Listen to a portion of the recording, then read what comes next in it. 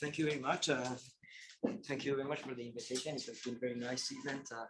And I'm going to talk about a subject that on which I have been working with Eduardo Stevens, who is a specialist. I think he has spent a lot of time understanding this, and he has done beautiful contributions already. From my perspective, it's a nice topic because it touches a lot of aspects of the asymptotic geometry of curves. And especially, I mean, as I will explain, also there's some. So for other purpose of from another perspective, I have been working also on analytic aspects of the asymptotic geometry of curves. And it turns out that this beautiful topic of limit linear series is also related somehow to that thing. So I think I like to spend some time to explain why it touches so many different aspects of the geometry of algebraic geometry, but also somehow analytic geometry and so on. So limit linear series is a term which was coined by Heisenberg and Paris, and I think I'm happy to talk also to give the last talk, because many of the things I'm just going to talk about were already introduced and talked about in the previous talks. So especially, for example, so the Heisenberg and Paris, they had this genius to coin the right term and the right question, and they use it to prove, for example, the theorem which was used by Gabi in the previous talk to prove that the curves of the Moduli space of curves of genius at least 24 are of general type and so on. So and they proved many other beautiful things. So then the theory state a little bit at this stage. So I start by posing the problem and explaining what has been done, and putting it a little bit into some perspective to make some connections between different works which have been done from different groups. And then I explain a little bit of what we have been working on and how it connects also to all the works which have been done, and maybe to other works of some people who are here as well. So let me then just start very slowly by posing. Point to the left. The point to the left. Okay. Maybe I just take this out again.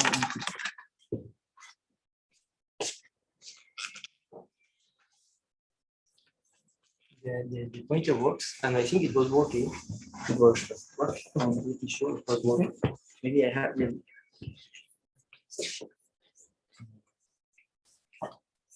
Should I turn it off and on? Okay. Thank you very much. Okay, so let me start by explaining first the problem, and then I try to make it more precise. So what is a linear series on a curve or on any algebraic variety? You can define linear series. So you take here we take an X, a smooth projective curve of genus G. We take a line boundary of degree D on X, and we look at the spaces of the space of global sections of this.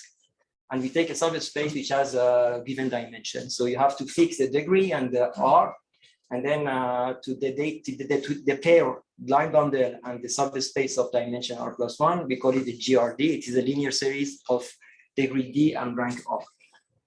So now the question is the following: fix a stable curve which appears on the boundary of the Deligne-Montfort compactification, and consider a family of smooth curves XT of genus G which approach that curve.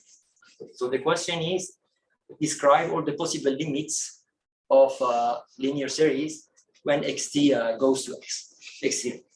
Okay, so this is I mean, it's not stated precisely, but this is precisely what you want to understand. So this is a very natural question to see how sections of line bundles degenerate when the curves become singular. So let me make it a little bit more precise. So you take so first of all, let's see what is this model is linear series. We take X, a smooth projective curve of genus T. We fix the curve X. Then you look at the space, the Picard variety of degree D line bundles over X. And if you take the product pick dx times x, then it comes with the universal line bundle. So if you take a point here, it represents a line bundle, and then you put this line bundle over x. So there's a projection map from here to here. Then you just push out L to this. You get a sheaf, and then you can define the Grassmannian of R+1 planes inside the sheaf. And this you call it the GRD. So this is the space of all linear series GRDs over peak D of x. Okay.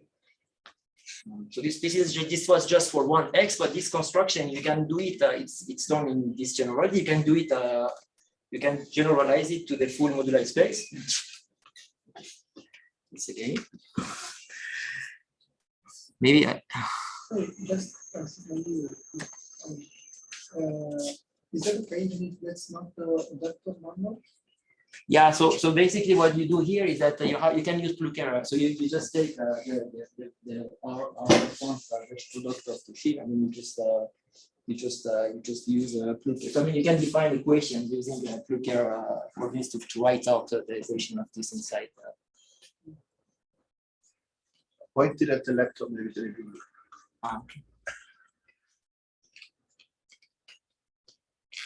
Okay, so now you look at you do this, you do the same construction of yes. So now globalization. So this is the moduli space of curves of genus G. You took a universal curve. You can define peak D G by taking the product. You take the line bundle. So this you take the push out, and you do this construction over the moduli space of genus G curves. You get this. So now the question can be asked. The question which can be asked is the following. So there's this compactification by getting a Montfort of Mg. So is it possible to compactify this and then compactify the space of linear series? So this question was the topic of talks today. So I had planned to talk a little bit about this, but I think it was somehow treated in details. So there are a lot of works about compactifying universal Jacobian and so on over the modular space of curves. So now the question is, can you either you use some of the constructions which have been done already to compactify this, and over those spaces you compactify G or DG, or you come up with some new compactifications, which is maybe more handy to treat the compactification of this. But this is really the problem. So can you fill in this integration questions? Yes, thank you. Okay, from the local problem. So this, if you manage to do this, then you can answer the question. So let me just make it local. So if local means that you have a family of, let's say you have a family of curves, smooth curves over a base B, or one-dimensional base B, then you compactify this. Imagine, okay, so it's the simplest case, we just add 1 point. It's an affine curve, you add a point. This is a partial compactification. Then we can embed, this is an algebraic family, you can extend it by some stable curve over this. And then you want to study what are the limits of G or D, which appear from this line bundle tending to from here. I mean, when the points go to here. So basically, you want to extend the space G or D that you get here to here. Okay, so the first problem arises. I think this was also mentioned previously. The first thing is that the first idea is that, okay, so you would say I would extend first the line bundle here, and then I take the limits of, if I have just one specific GRD that I have fixed, then I can take the limit of this, and then I obtain something which is defined here. But the first problem arises that there are line bundles here that you cannot extend as line bundle over x0. So even if you think of just the problem of extension of line bundles, there are some line bundles here that you cannot extend over this semi-stable this extension of your family. Okay, but if you manage to extend this, then there is the second problem. As soon as the curve, the stable curve you have put here has more than one component, then you have infinitely many, because you can take your extension and just twist it by any divisor, any vertical divisor which has support in x0. So you get a lot of extensions. So you basically you have to face this problem of infinitely many possibilities of extending line boundaries, and the problem of the existence of line boundaries which do not have any extension. Okay. Okay, so the case of canonical line boundary, I would like to say that either for some line boundaries, like the canonical line boundary, or the pluricanonical one, there is an extension. And then, so I mean, so this the very specific question, very specific case of this problem is the case of limits of all the global sections. This is somehow important. It shows up in other contexts, as I said. From the analytic point of view, there are some measures you can associate to Riemann surfaces, which are defined in terms of holomorphic differentials. So this is, from that point of view, these type of questions are somehow important to see how differential forms they generate. And this is exactly to understand what are the limits of this. The case R equal to 0 corresponds to understanding of holomorphic differentials, which was the topic of the first talk in this workshop. So, yes. Without the assumption of x bar. Okay, so the x bar, that is the point.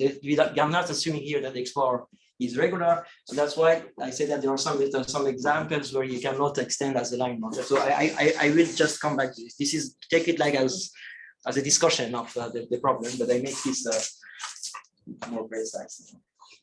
Okay, so let me just tell you. So I divide the known cases into two parts. The first one, which are somehow tropical in nature. So you start by simplifying the problem by doing the tropicalization and then defining something. Okay, so I explain myself. So this is the work, or the original work of Eisenbach and Harris, which they treated the case of compact type curves, and all the applications they get was exactly in the situation where the limit curve x0 was a compact type curve. Compact type curve means that the dual graph is a tree. So it's a situation where the dual graph does not have any cycle, so all the difficulties which show up somehow disappear in that setting. And they managed to answer in a nice way to the question which I asked, which they asked from in the first slide. And so then this was in the 80s, and then Esteves and Medeiros did this beautiful work where they managed to treat the case of curves with two components. And then there was this recent work of Bainbridge, Chen, Jean-Wang, Wojciechowski, and Müller, who they managed to answer in a nice way the limits, all the limits of sections of pluricanonical line boundary. The case R equal to 0, and you have this the canonical sheaf, or the powers of the canonical sheaf. And so the point I would like to say is that these approaches are, you can say that they are tropical or they are hybrid. How I mean, if you want to unify a little bit all these perspectives, they go in the following way. You look at all the possible tropicalizations of your sections. Okay, so you start by tropicalizing. So you have let's say we are working in our one-dimensional base. You look at all the sections which appear in your linear series, and then you tropicalize them. Then you get this space M of all the possible tropicalizations, and this is a nice space somehow. You can, I mean, so this is a space of some piecewise linear functions which are defined on the dual graph. Okay, and once you have done this, then you twist. So there was this problem of twisting that I said which was giving a lot of infinitely many extensions of the line boundary. If you're managing to make extensions, then you twist by any function, any tropical function which appears on this. And then the nice thing by doing this is that then you can say that once you have done this, and once you view these alpha t's as sections now of this twisted line boundary, then you can restrict them.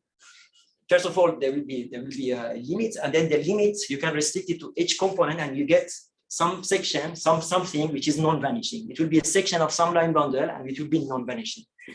So the approach is somehow hybrid in the sense that you first do the tropicalization, and then then you pick up the algebraic information on each component, and everything goes well in the sense that if you look at all the restrictions you get exactly space of dimension r+1. So it's a linear series of rank r for some line boundaries and for some degree. You can view this as this way. So Eisenberg and Harris call it aspect of their linear series.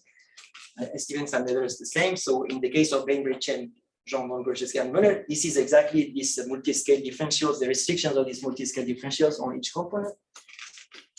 And then, so the question, so if you want to follow this approach, then you have to face two kind of questions. What is the space? Is it possible to put any structure on this space? Okay, and then how you can, so let's say you find all these spaces, how they are related, how they are interconnected to each other. So this you can view it as a hybrid question. It's a tropical question, understanding the possibility, all the possible tropicalizations of your sections, and then also understand what are the sections which appear on each component and how they are related to each other. Okay, so this turns out to be a very nice question. I mean, even the first one is a very nice question. So it turns out that this space of all possible tropicalization has a lot of interesting properties, and these are exactly the properties Gabi was mentioning they're using to prove all these nice results about the moduli space of the geometry of the moduli spaces. So the space of all possible tropicalization, you can view it as a combinatorial limit linear series. It has very nice structure. It's very much related to the geometry of metroids. Okay, so there are a lot of metroids, local metroids, which appear in this picture, and you can view this space as a sort of as a tropical analog of a linear series. I mean, in a very precise sense. So you can define local ranks. You can explain how the functions are interrelated to each other, and so. Specifically, I mean, there were two works which treated this, the Jensen and Pine, because of the applications to think all these ongoing applications of Gabi and Jensen and Pine. And I also did something on this with my PhD student, Luca Gilset, who is here. Okay, so in this approach, what I want to say is that you first tropicalize, and then you manage to remember to get something in some specific questions. So maybe this is possible to generalize. I don't know. It's maybe logarithmic geometry in the spirit of the first talk of the workshop would allow to do this generalization. But it turns out that this is a little bit difficult because I know, for example, that for one section there is this work of Annette Werner and Martin and Martin Moller and Martin Moller who managed to say exactly when one possible section comes from geometry, but if you want to do simultaneously this, it turns out to be a difficult question somehow. So so what I want to say that this doing the tropicalization somehow at the beginning, it kills a little bit of the geometry, but for applications it's useful because it allows you to simplify the problem, and then you work directly with combinatorial linear series in this context, and you get. Okay, so there is a second approach, and this approach was mainly pursued by Brian Osserman, and also by Eduardo and Osserman, and Eduardo and other, his students, Ramsa Leon and the recent work Santos Vital. And in this approach, you don't do the tropicalization, you don't tropicalize. What you do is that you say, okay, I will take all the possibilities of extending the line boundary, and I remember all the possibilities of taking the limits, and then I have to work out a way to organize the data, and then to come up with some idea to say that, okay, so I have a nice space of all the possible linear series. And then you have to manage to answer this question, how to organize the problem of dealing with infinities. What is a pseudo-compact curve? A pseudo-compact curve is something which is a generalization of the case of two connected components and trees. So you take a tree, but you allow to have multiple intersections between between touching intersecting components. Instead of in the case of I mean the dual graph is a tree with multiple edges. Okay, and of course, so the question of limits of structure sheaf is also related to the question of limits of line boundaries. Understanding the limits of line boundaries first is somehow at the heart of this, and this was studied by a student of Harris Maino, who introduced the name of enriched structures, and this was studied in detail by Wiesel and David Worms, and by his recent the work of his recent student on using geometry point of view. So as I said, the first question you want to answer, you should deal with is to describe all the possible limits of line boundaries already. Okay, and this for the structure shift. This comes down to do some geometry. Okay, so this was a little bit of introduction, motivation. So I hope I might have forgotten to cite some of the works, but essentially I wanted just to emphasize by citing some of that there are these two approaches. The first one is doing tropicalization, remembering some algebraic data and trying to do something, and then the second approach consists in not doing tropicalization and dealing with all the infinities. Okay,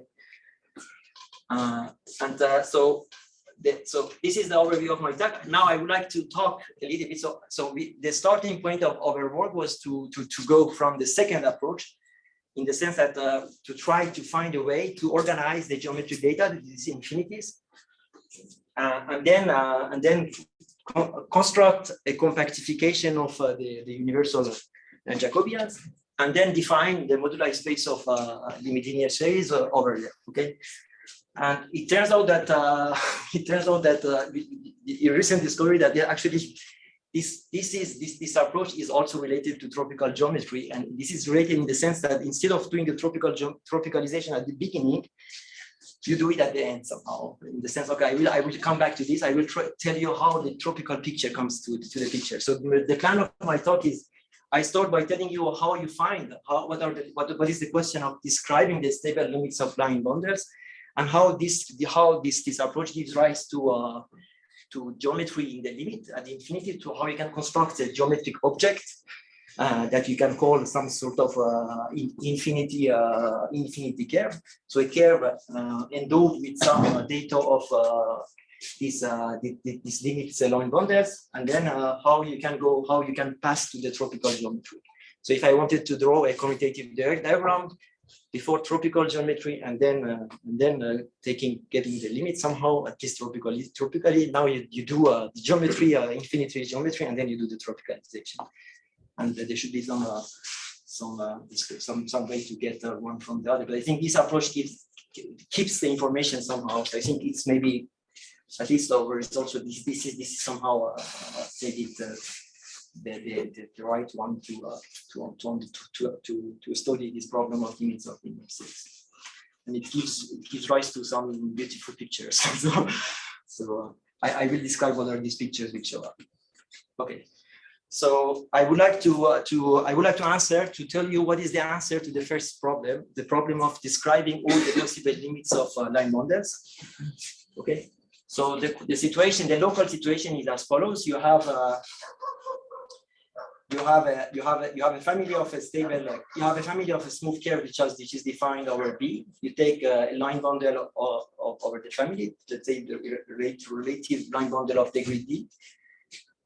You compactify B to B bar, and then you take a semi-stable extension of X. And the question is what you can put here. Is it possible to extend this? As I said, it's not always possible. And the problem is that this family is not regular in general. So you have to do a resolution of singularities, and doing resolution of singularities, you get a semi-stable curve. Okay, so what you do is that you do the resolution of singularities here, you get the semi-stable curve, then you know that you can extend this. But it might be the case that any extension you do here, there will be some non-trivial restriction of this to all these P1s which appear. So this is a dual graph, all the P1s which appear in between the edges. Okay, in this case, if this is the case, this is an arithmetic problem. Really, it's basic arithmetic problem. It's an arithmetic of divisions of functions by the edge lengths. If this is the case, that any extension here puts some degree in the middle of some edge, then you don't have any extension of the line bundle to a line bundle over the original case. But what you can do is that you extend here, and then you take the push out of this line bundle, and then you get a sheaf here. Okay, and Filippo mentioned the admissible extension. So if you work with admissible extensions are the ones.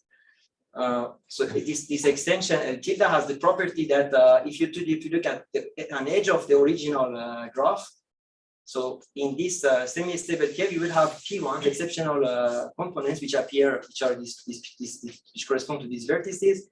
This admissible extension has the property that it will have degree 0 on almost every, but possibly on one of the components here, if the degree will be equal to 1. If you have this property, then you call this extension admissible, and then you take the push out of this shift, you get this, and this will be called a stable limit of so what you get, the best thing you can get is something which is obtained by taking an admissible extension here and then taking the push out, and this we call it a stable limit of this is the standard terminology. So you call this a stable limit. Okay. And this is a torsion-free rank 1 sheaf of the same degree that you started.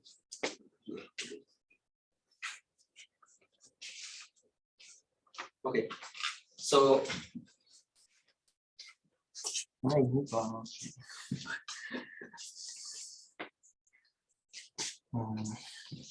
okay, so this is so what I'm saying is that we will be working with what are the possible limits? Of course, you have a lot of limits you can define, but you don't take them all into account. You just take the ones which come from push out of admissible extensions, and these are torsion-free rank 1 sheaves. So they have some. So they might be non-invertible on some of the nodes, but they have nice properties somehow. And this is the family of all the stable limits of line bundle, which are defined over given family of smooth curve with semi-stable reduction, that the curve x0 that you have fixed. Okay, so I think this is well known that there is so basically, so as I said, so when you want to take this extension, the admissible extension, you need to subdivide, you need to do the resolution of singularities, and then extend here and take the push out. But actually, there is a way to explain exactly what are the limits you get here from the family. But so there is this surjective map. So I think this is not known. This is not part of the theorem. I think this is known in the community that you have a surjective map from the space of functions which are defined on the vertices of the graph, the original graph, to stable limits, and it somehow the thing that you need, if you know that so the amount the statement here is that if you know the number, so in order to twist, if you have if you fix an extension, in order to twist that extension, you need to put some coefficients to each of the irreducible components of the semi-stable curve. If you know what you are putting on the components which come from the original stable curve, then there is a way actually to extend the function such that the twist you get is admissible, and it gives you one stable limit. But the interesting thing now is that the collection of all these all the limits, all the stable limits you get provide the tiling of this vector space. So this is the space of all the divisors with real divisors on the graph, which are defined on the graph, modulo multiplication by the same constant. So you can say that this is if you are working with degree D line boundaries, you can say that this is isomorphic to the space of real divisors of degree D defined on the graph sheet. Okay, so the idea is that now the space of all, if you look at all the stable limits here, to each of the stable limits, you associate a polytope, and these polytopes, they tile this space. They tile this space. They are not identical, but actually you can say exactly where to which part of the graph they are associated. So to each of these stable limits, you can associate the subgraph. And to this subgraph, you can associate the polytope, and basically the collection of these subgraphs tells you how the polytopes will be glued together. Okay. So this age is not the previous age, yeah? That was the dual graph of the semi-stable. This is the dual, G is the dual graph of the stable. H was, okay, so maybe I didn't say. There's another age. G is the dual graph of the stable. Yeah. Okay. And H is the dual graph of the semi-stable, which means that you're adding some vertices inside the edges. Okay, but this tiling is determined in terms of you need to know, of course, the edge lengths, but you can't forget about the edge lengths at some. So I mean, what I'm saying. So this, I mean, there is something hidden here that tells you that how from one function which is defined over the vertices you get a stable limit. Okay, but once you know this, then the collection of once you know the collection of all the stable limits, you can work out this tiling, and I will tell you exactly how you do this in the next slide. So you find a tiling of this space, and each polytope in the tiling corresponds to a subgraph of this graph. And this subgraph is actually easy to guess. It's natural to guess because, as I said, the stable limits corresponds to torsion-free rank-one sheaves on the stable curve x0. So on some of the nodes, they are invertible. Okay, if you take the graph G and just skip those edges on which they are invertible, then this will give you this subgraph GF. And to this subgraph, you can associate a polytope, and these polytopes match up together to give you this tiling. And it turns out that since we are in the algebraic situation, this is a periodic tiling in the sense that the pattern that you see here repeats itself and gives you a periodic tiling of the space. Okay, how do you define this tiling? Maybe I quickly explain this. This was already used in Filippo's talk. So the way you do this is as follows: you take L here, so this is the torsion-free rank-one sheaf, okay, that you have obtained. You look at, so this has degree D. You look at the space of divisors of degree D over G. And this Q defines a polarization. And then you look at all the Qs. For your given L, you take all the Qs such that this sheaf L is Q semi-stable. And this gives you the polytope. Okay. But the interesting thing is that once you have the collection of the sheaves, all the limits, and then once you do this, you obtain a polytope. So this is one of the colored polytopes which appeared in the previous slides. And these polytopes tile the space in this nice way. So you can completely describe how they are glued together and how they tile the space. Okay, so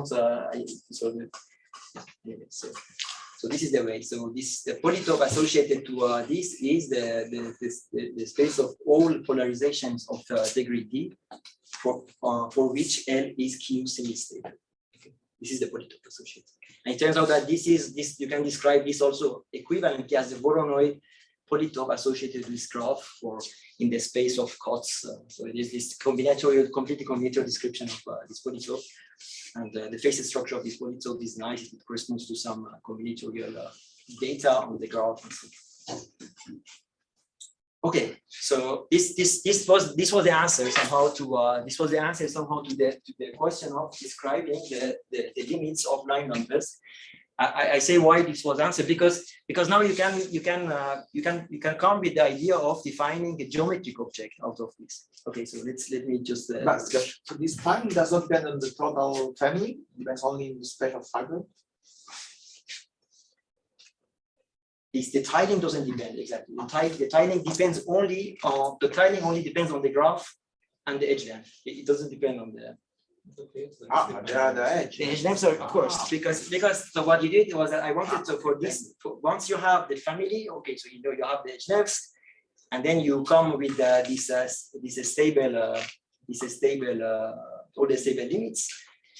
each limit gives you a polytope, this polytope style, but actually the collection of this polytope does not depend on the actual family that you have, or the stable limits you have. It only depends on the edge length and the dual graph.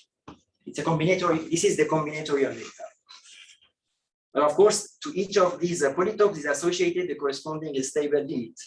So you can view this. Actually, you can enrich this tiling to a hybrid object by putting the stable the sheaf, the rank von torsion-free sheaf that you have on the stable curve x0.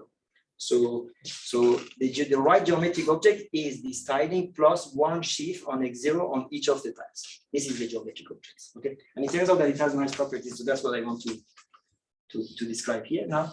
So okay, so I did this already.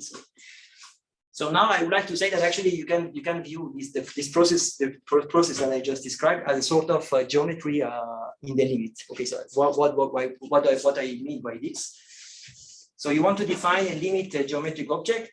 This limit geometric object is X and some structure sheaf. Okay, so I am looking now at the question which was studied already by Maino, Wiesel, Holmes, and his student.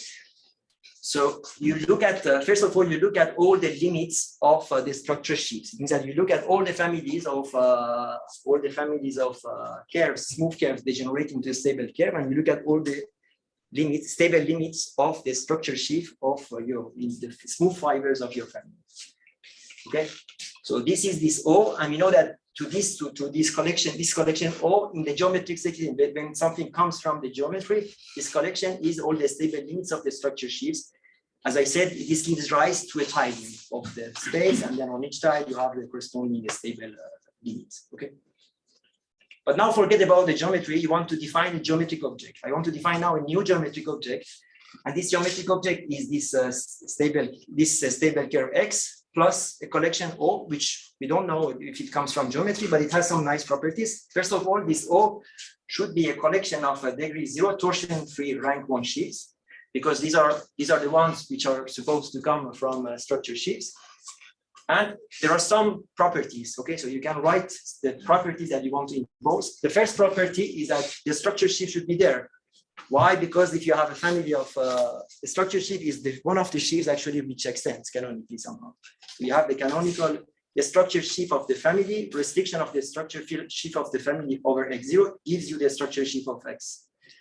So for sure, this collection, this is the structure sheaf of this geometric object, this limit geometric object. It should have the structure sheaf of x in itself. The second thing is that for each degree 0 polarization, you ask that inside here you can find an element of O which is Q semi-stable. This was the property which was satisfied by the limits, by the stable limits of line boundaries, because as I said, the corresponding polytopes were tiling the full space. It means that if you look at all the collection of all the stable limits, each point inside the space of real degree 0 divisors correspond to some stable limit. So this is the condition you put here. For each degree 0 polarization, there exists an element here which is Q semi-stable. And this is this one. So this is a structure. You want to also remember that this corresponds to limits of the structure sheaf. How you find the limits of the structure sheaves? If you start from the canonical extension of the structure sheaves of the smooth fibers, you get the structure sheaf of the full family. How you get the other extensions? By just twisting. Okay. But if you take two twists, then you can define the tensor product of the twist. It gives you another twist. Okay, it means that there is a ring structure on the structure sheaves of the family, which give you the same, which are trivial on the smooth fiber. So if you forget now about the family, then you get this almost ring object, which is this O, and this has the following properties. That first of all, if you take any three elements inside O, OI, OJ, OK, there should be a map from OI tensor OJ to OK. Okay. For any triple of elements inside the collection of degree 0 torsion-free rank 1 sheaf that you have fixed, there should be a map like this. There is a map. So we put this map into the data. Non-zero map. It could be 0, the map. Yeah, because Then there's always. there is a map, but we put this into the data. So I'm defining the geometric object. This is the limit geometric object. Okay, so it means that this map, so there is a map here which is defined. Okay. And the second property is the property that you have somehow a distributive law. But this distributive law is almost in the sense that if you take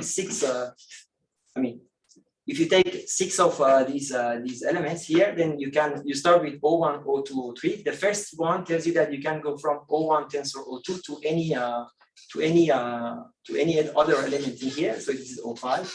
You come here, you tensor with O3, and then you go to O6 using this. You can go the other way around by first going from O2 tensor O3 to O4 and come here. And this is almost commutative in the sense that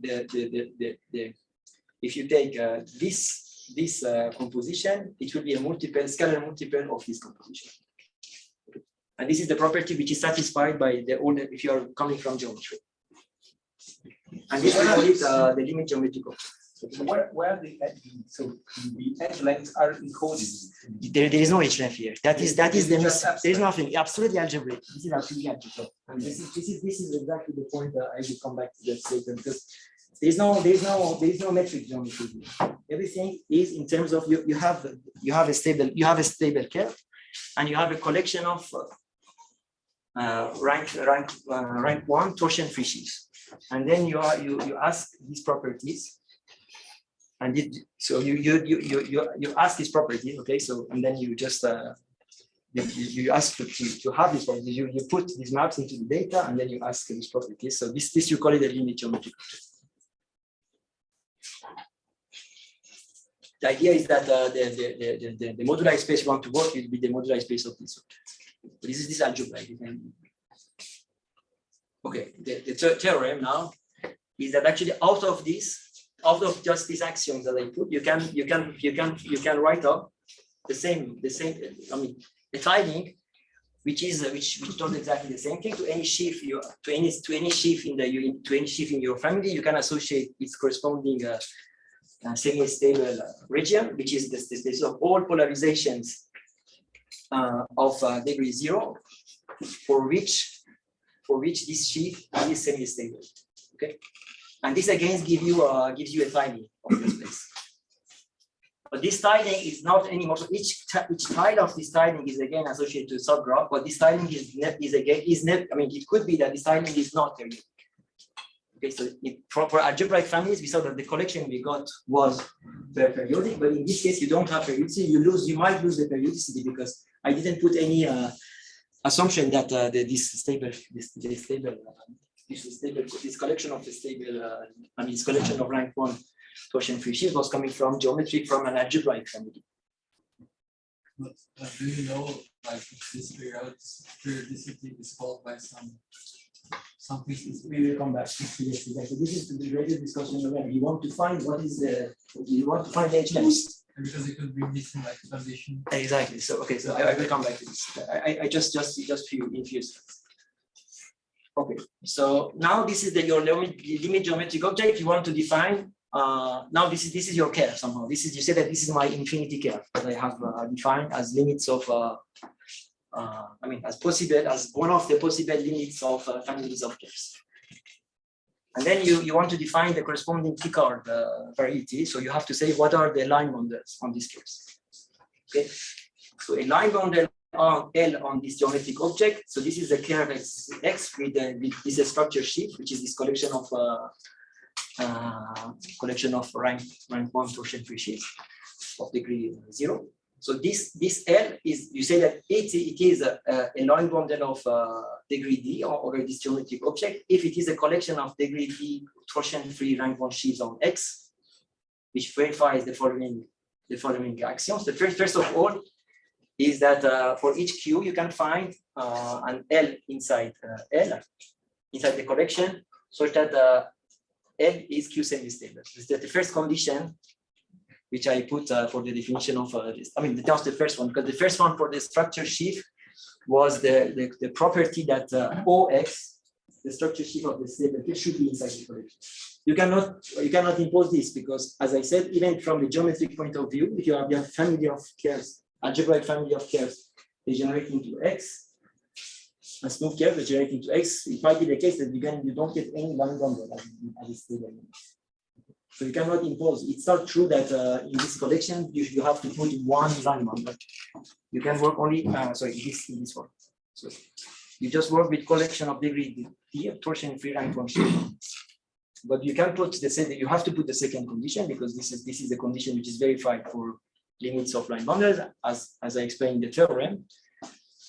And again, so now the second property is that this should be a module over the structure sheaf, and this is the property of the structure. If you have a smooth curve, this is the property. But if you look at also all the stable limits of line bundles, this is again a property. Why? Because if you have an extension of L, you take a divisor which is supported on X, you twist L with this, it gives you exactly this modular structure. It gives you another extension. So these two axioms mimic the fact that there is, so all the twists act somehow on all the possible extensions. Okay, so the first property of this is that you have to put maps between. So if you take an element inside the structure sheaf, we can call this the structure sheaf. And you take two elements in your family collection of torsion free rank one sheaf, and there is a map which goes this way. And this one again is the property that this should be a module. So you should respect there should be some distributive loss. And the almost commutatively means exactly that if you come here, then this map is a scalar product. It's a scalar multiple. Okay, what is this business with almost commutative? I mean, it means that there should be some. I mean, it's not completely arbitrary. So this map is a multi-scalar. you have some freedom in deciding those morphisms. You cannot catch it, right? To be commutative or, I mean, the morphism itself is. These are morphisms of sheets, yeah. Yes, on X. So you can rescale those. No, these are part of the data. This is part of the data. This one is part of the data. And the constant downstairs is no. No, because I mean, because this tells you that these two maps you get it by using these maps, and also the maps between. So if you come here, you use the map in the structure sheaf.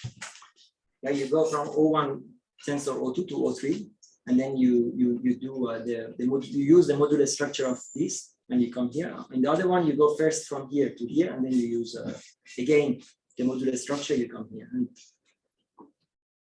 But so this data of this, how to fix this will be constants for the part one. So this will be somehow seen in the toric rank of the degeneration or something. Or?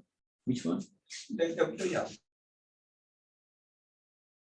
The morphisms in the part one. Yeah, exactly. So these are in the exactly, absolutely. So this is in the case where you come from geometry, these are exactly defined by this story.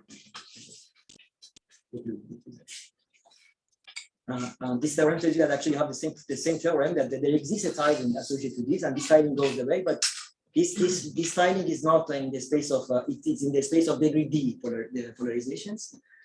And each point of again is associated to a subgraph. So the tilings they don't live in the same space. Okay, but there is a compatibility somehow. I mean, not geometry, but you know that you have maps between them because it's a modular structure. Okay. So now the idea is that you like how do you work with these data is exactly by working with tiling, this hybrid tiling. So you take the tiling and then you put a sheet on the tiling. And the theorem that I will state will study the properties of the polytopes and the association of trees and the fact that there are maps between this. So this is the geometric objects. So what I want to say is that you see this is completely formal, but it turns out that there is a nice geometric object behind, which is this tiling endowed with this sheet, which allows you to do things actually, to see these geometric objects. Okay, so what is the tropical reconstruction theorem? The tropical reconstruction theorem tells you that by doing this, so we kept the full information somehow up to this limit, up to this point, and now we can tropicalize. Okay. By doing this, we have kept some more information because, so first of all, we will find the tropical limit of the original. If there was a family, it gives us the original tropical limit of the family, which was this data of the edge lengths. But by keeping the information, actually, we get more because we get also the transcendental limits of the family. The transcendental, not only transcendental, but the higher rank, even higher rank limits of the family. Okay, let me explain what this means. It means that, so that, as I said, that the geometric object that you associate to this this is the geometric object, okay, which appears in the limit. These are the line numbers. To each of these, you can associate the tiling plus the data of a torsion free rank on sheaf of given degree on each of the types. Okay, so this is the geometric data. You work with this geometric data.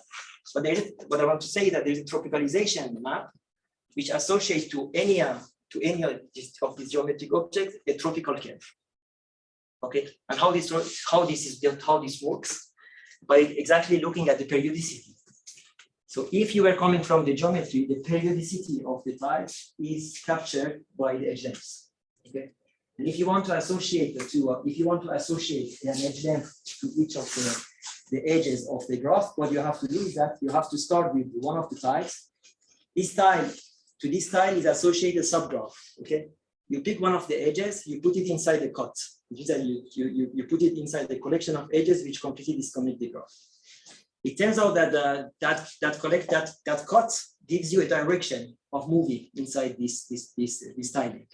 And if you move in that direction, the periodicity of seeing that edge appearing in the graph associated to the tile is exactly the edge length of that. The edge length you have to put because this is the property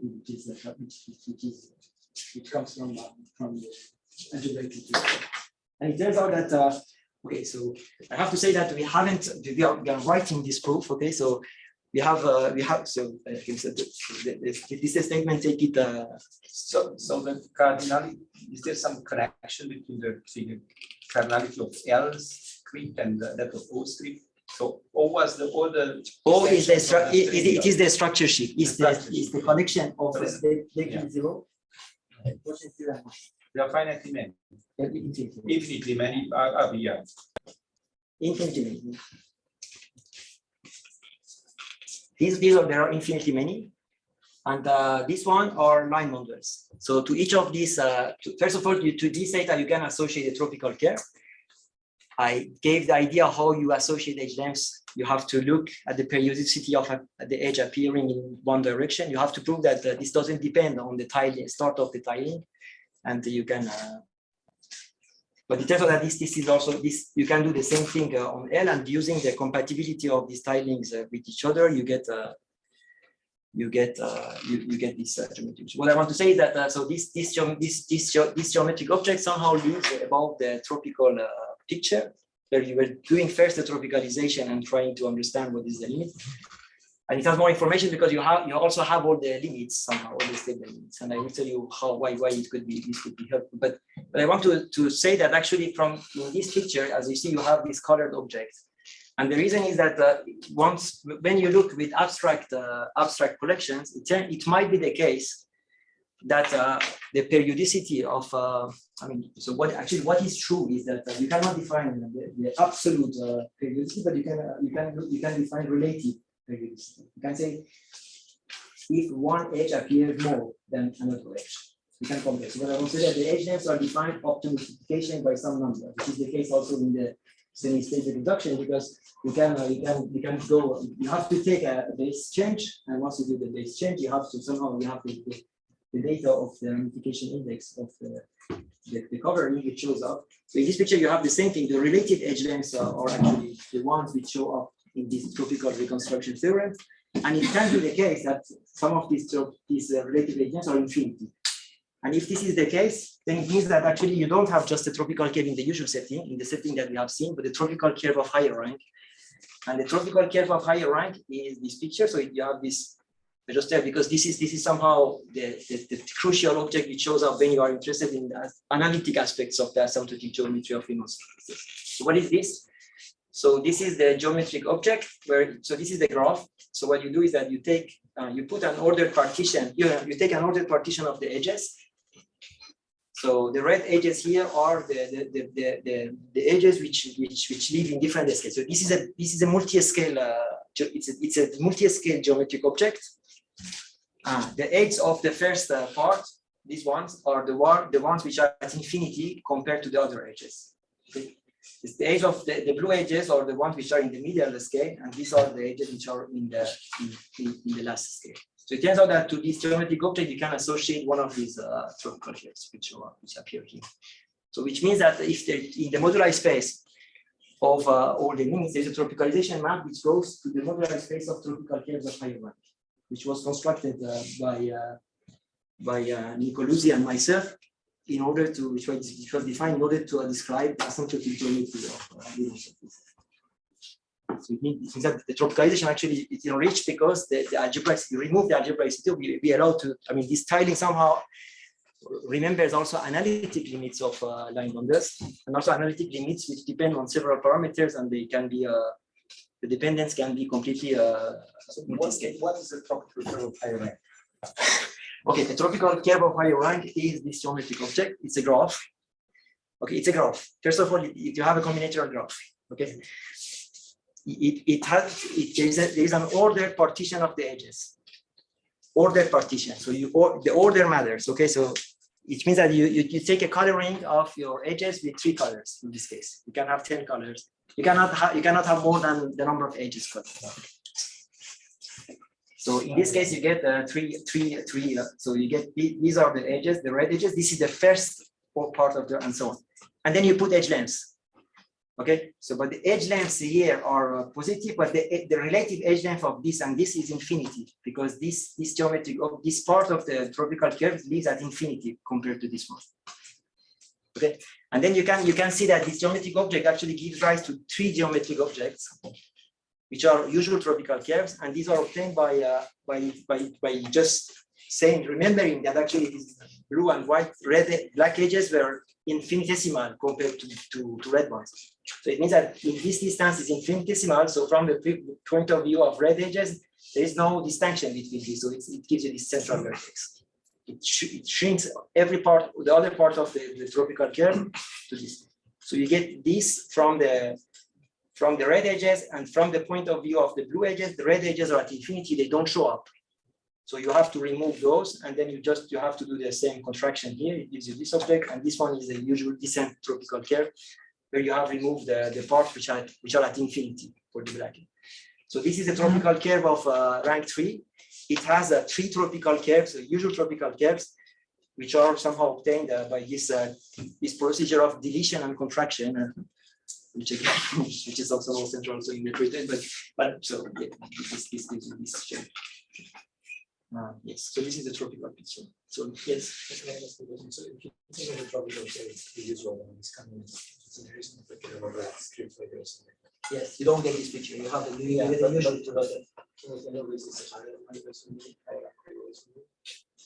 So if you work, if the base is 1 dimensional, or it is a discrete valuation of it, if the valuation of the ring is of rank 1, then the only limit you can get is the usual tropical curve. But I'm saying is this picture corresponds to higher rank valuation. Exactly. Okay, so this is okay. So you can work with the space of higher rank valuation. That is true. Okay, so let me so you take a higher rank valuation which has image inside R2. Then you take the with lexicographic order. Then you can take the projection to the first coordinate gives you the usual one. You take the semi-circle reduction, it gives you something which looks like this. This picture is somehow a specific part of that. I mean, I don't the relation between higher. I have been interested in understanding, but it's not completely precise somehow. I think it's a good question, and for me, this object is part of the picture which arises from doing higher rank valuation theory. And it is enough for many questions. For questions in analytic asymptotic geometry of Riemann surfaces, this is enough. You don't need to. Okay. So now come back to this. I think that, so this is the part which has not been, this is paper, but then so the idea is now somehow scarier. So how you want to define linear series, you would say, okay, I take a collection for each of these elements of my line bounded. So I have this collection of line bounded. I could fix some space of dimension r+1, and they should be compatible with respect to the multiplication maps. But this is not the workout definition. So it's not precise. I think you have to put more. It's not clear what is for r equal to 0. It turns out to be maybe easier to handle somehow. So that working out r equal to 0 will give a generalization of this result of Bainbridge and this. So this is this. I know Eduardo is working on this with one postdoc in Brazil. Yeah, so anyway, so this is somehow the part which has not been worked out yet, but the other part that I explained, it gives you a compactification, new compactification of the universal. Again, this is so yeah. So just to come back to this, as I said, somehow you. This is both the approaches are hybrid. I mean, if you want to go from the first approach and then first orbitalize and then remember also all the sections, the restrictions you get. You have these collections, hybrid collection, this hybrid linear series, but then you face the problem of understanding how you can do them. And I think apart from the case of pluricanonical sheets, where you work with differential forms and you have tools coming from the residual theory and so on, I think the general case has not been treated from that perspective. But doing this allows you to somehow construct some moduli space, and probably it seems to be a good approach to have, because you get a geometric object, which is an algebraic object in the limit. And you would expect that if you take the global sections of this, linear series associated to this line on these new geometric objects, it would give you a way to construct the moduli space of linear indices and to answer. But it's not yet. Yeah. Thank you very much.